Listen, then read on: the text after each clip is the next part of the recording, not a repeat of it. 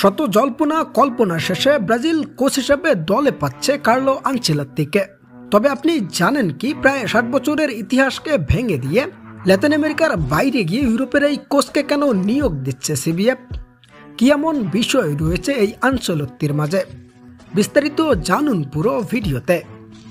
Copa del রের ফাইনালে হারের পরেই রিয়ালের ডাগ আউট থেকে আনচেলত্তির বিদায় নেওয়া এখন শুধুই সময়ের ব্যাপার।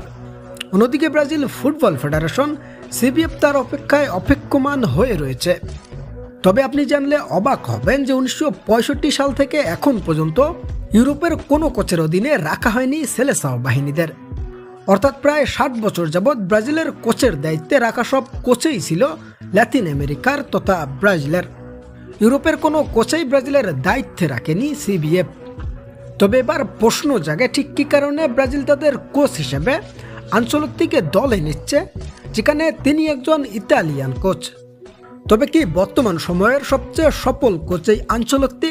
তাই দেখেই সিবিএফ উঠে পড়ে লেগেছে তাকে দলে ফেরাতে, এবং তাকে দলে ফেরানোর মধ্য দিয়ে বর্তমান সিবিএফ প্রেসিডেন্ট এর্নাল্ডো রদ্রিগেজ ব্রাজিলের প্রায় 60 বছরের ইতিহাসকে ভেঙে দিতে চলেছে।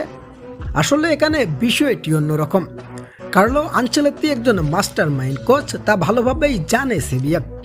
আর তিনি ইউরোপের কোচ হওয়া সত্ত্বেও তাকে দলে ফেরাতে মরিয়া সিবিএফ। কারণ বর্তমান সময়ে নেইমারের পরে ব্রাজিলের সেরা তারকারা রয়েছেন এই মাস্টার মাইন্ডের অধীনে, যেখানে বর্তমান সময় দুর্দান্ত ফর্মে রয়েছেন ব্রাজিলের সব তারকাই।